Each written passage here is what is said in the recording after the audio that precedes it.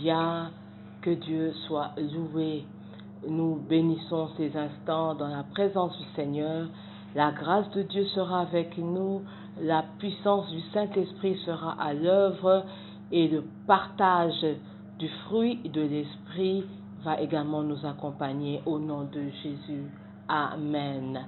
Que Dieu bénisse ces instants. C'est une joie de nous retrouver encore et de pouvoir apporter une lumière de plus ou échanger encore sur cette délicieuse parole qui nous captive tous tellement. Nous voulons donner comme thème au message d'aujourd'hui, être arrimé à Dieu. Nous sommes allés aujourd'hui dans une étude de la parole du Seigneur sur le verbe aimer.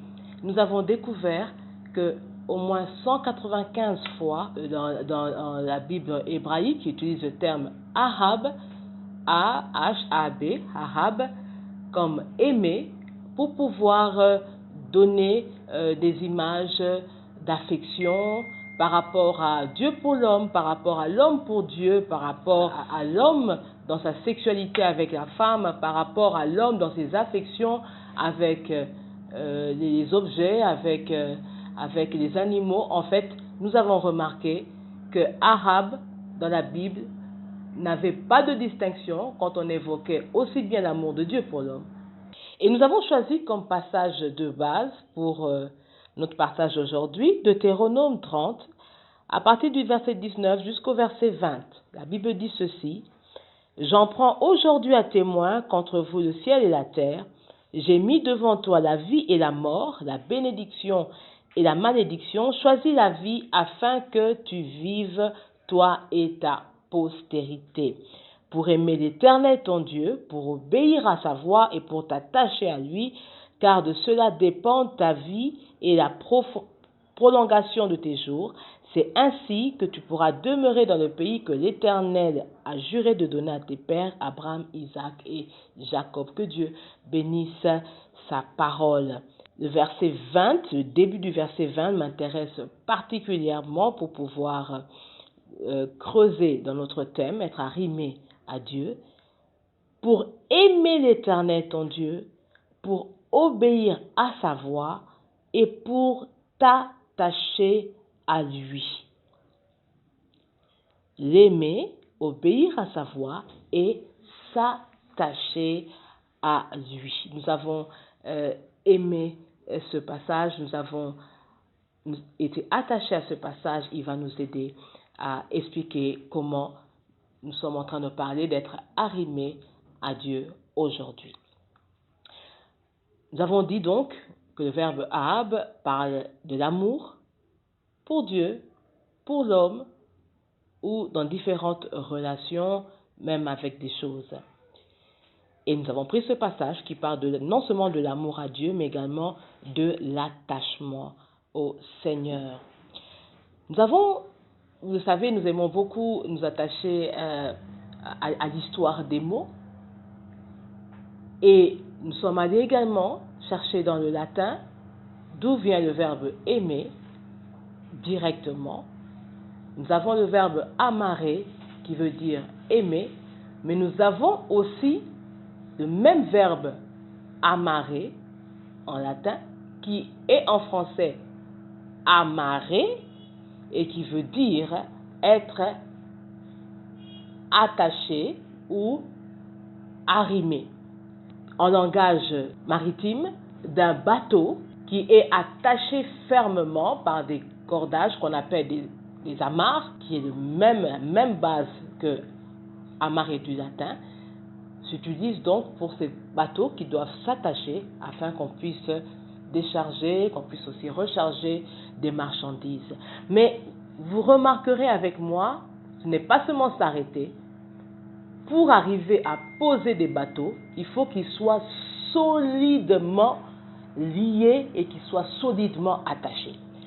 Amarrer, arrimer, se dit également des marchandises qu'on doit disposer selon leur poids, qu'on doit ranger afin de ne pas déranger le poids du bateau. Donc on doit assortir le poids des marchandises au bateau et les attacher solidement afin qu'ils puissent supporter les voyages et qu'ils ne puissent pas être perdus pendant le voyage. Donc nous avons arrimé par rapport au fait que les bateaux doivent s'arrêter dans les ports, mais le même terme également, non pas seulement pour attacher les bateaux, mais pour être attachés solidement et disposer par rapport au poids les différents éléments qui vont bagages qui vont entrer dans le bateau.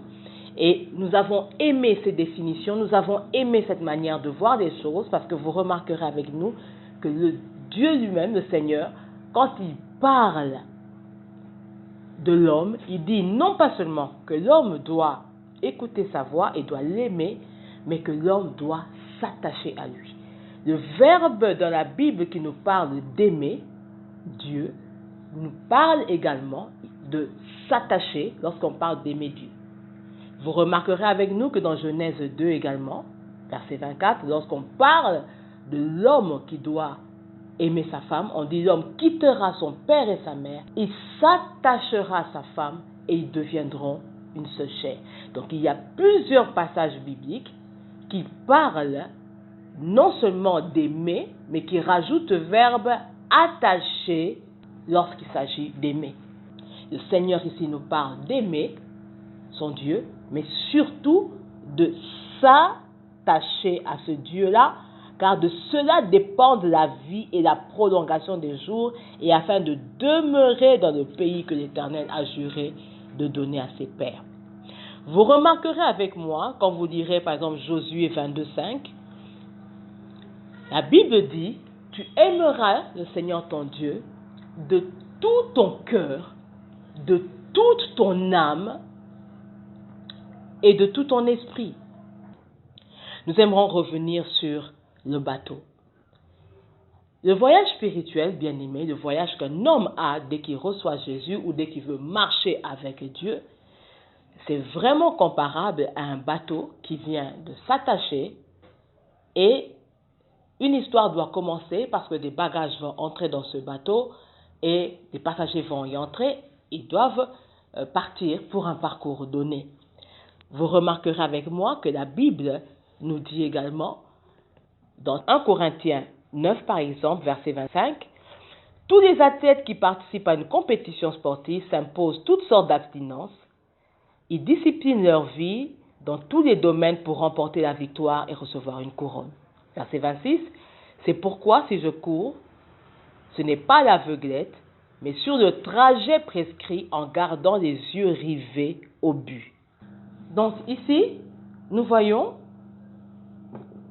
cet arrimage de Dieu d'abord, qui est attiré par l'homme qui veut commencer un voyage avec lui, et cet homme, Dieu s'arrête pour lui, Dieu établit des liens avec cette personne, et cet homme commence un voyage avec Dieu. C'est le premier arrimage auquel nous avons,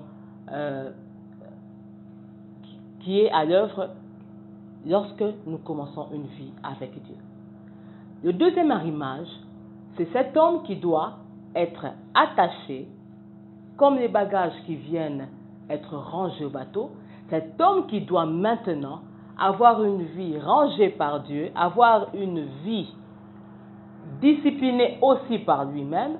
Donc il y a maintenant un arrangement, une espèce de fusion, un attachement qui doit se produire afin que le Dieu puissant qui porte cet homme et cet homme puissent arriver en fusion.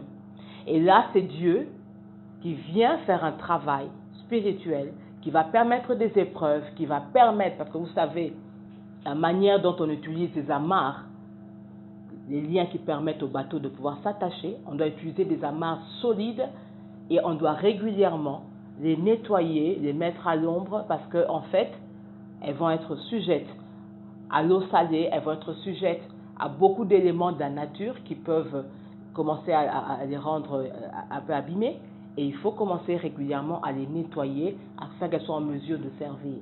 Donc les liens entre l'homme et Dieu doivent être régulièrement restaurés, doivent être régulièrement mis à l'ombre, ce rapport qu'on a avec Dieu. Ce bateau doit avoir ses amarres régulièrement installées à côté afin d'être réparé, parce que le voyage est long et il faudrait que les amarres puissent être en mesure de servir. Dans ce voyage, l'homme va s'arrêter souvent pour revoir sa marche avec Dieu. L'homme va se cacher souvent dans des retraites, dans des jeûnes et prières, afin de pouvoir nettoyer ce qui ne va pas avec Dieu. L'homme va commencer à régulièrement aussi se mettre de côté afin de préserver et de revisiter ses différentes affections. Nous avons dit que le verbe ahab, aimer, se dit autant pour Dieu que pour différentes affections. Mais nous avons donné des passages comme Josué 22,5 où le Seigneur dit, et vous le savez que dans toute la Bible, en Nombre, en Deutéronome, le Seigneur en parle souvent, le Seigneur lui exige une affection de tout le cœur, de toute l'âme, de tout l'esprit de l'homme. Donc, plus l'homme marche avec ce Dieu dans ce bateau, il doit commencer à libérer des bagages. Comme nous avons dit, la tête doit avoir les yeux fixés sur un but. Son but, c'est ce voyage avec ce Dieu auquel il doit s'attacher. Il doit l'aimer davantage. Il doit devenir un avec ce Dieu. Et il y a des bagages qui doivent commencer à tomber dans la vie de cet homme, dont la qualité des différentes affections qu'il porte, qui doivent à tout prix venir se placer en deçà de l'affection qu'il a pour Dieu. Personne ne peut dire, Seigneur, je t'aime de tout mon cœur, de toute mon âme, de tout mon esprit. C'est plutôt la vie de la personne, lorsque nos affections deviennent conditionnées à l'affection que nous avons pour Dieu. Maintenant, nous sommes en train de produire un arrimage équilibré, c'est-à-dire que les bagages qu'il y a en nous deviennent équilibrés avec le bateau dans lequel nous sommes en train de voyager avec le Seigneur. Pourquoi nous parlons des affections aujourd'hui, bien-aimés?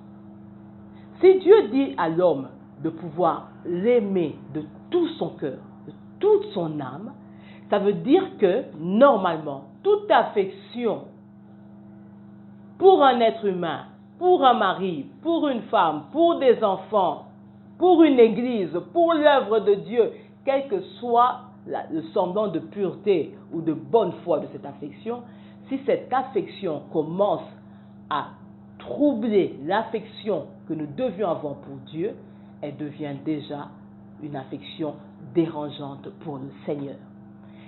Il nous est utile de pouvoir répertorier toutes nos affections et de vérifier régulièrement si elles ne sont pas corrosives pour notre affection pour Dieu. Sinon, nous remarquerons que dans ce voyage avec Dieu, nous avons déjà laissé Dieu de côté, mais nous avons continué avec des éléments qui nous rappellent Dieu, mais pas avec Dieu. Nous avons pu continuer peut-être avec l'Église, nous avons peut-être pu continuer avec le fait de prêcher ou de servir Dieu, continuer peut-être avec un mariage chrétien, mais là où ce que nous faisons n'intéresse plus Dieu en priorité, ou Dieu n'est plus considéré en priorité, ou un amour dérangeant pour une Église qui fait que les intérêts de Dieu passent après l'intérêt de l'Église. J'aimerais terminer par dire ceci, j'espère que ce sujet, nous allons réellement pouvoir le cerner comme il faut. Il est temps, bien aimé, de pouvoir s'arrêter pour demander à Dieu, est-ce que dans le voyage que j'ai eu avec toi, est-ce que je me suis correctement arrimé avec toi? Est-ce que, Seigneur, tu es encore sur mon port? Ou bien je suis en train de continuer avec d'autres bateaux, mais toi tu n'es pas là. Il faut vérifier si Dieu est toujours arrimé, si Dieu est toujours attaché à toi, parce que ce qu'il avait trouvé en toi, qu'il avait pu, existe toujours. Il faut vérifier si les bagages spirituels ou l'amour des choses spirituelles ne t'a pas fait laisser Dieu et tu as pu continuer avec le spirituel sans continuer avec Dieu. Il faut vérifier si les différentes affections familiales, différentes affections pour les choses de la vie, travail, même si c'est ministériel, ne sont pas devenues corrosives pour notre attachement à Dieu qui doit être total. Parce que vous savez, lorsque Dieu se trouve dérangé par une affection, Dieu ne peut pas continuer à être arrimé à l'homme. Et l'homme peut se croire être arrimé à Dieu alors qu'il avait déjà été déchargé au passage, parce que les liens, les amarres n'avaient pas été nettoyés, ont été remplis de sel, et l'homme s'est retrouvé dans un autre voyage, mais sans le Seigneur. Que Dieu nous soutienne abondamment. Que Dieu nous soutienne afin de récupérer le bateau avec le Seigneur.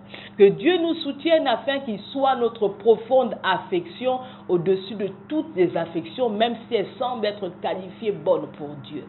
Nous sommes bénis aujourd'hui au nom de Jésus-Christ. Amen.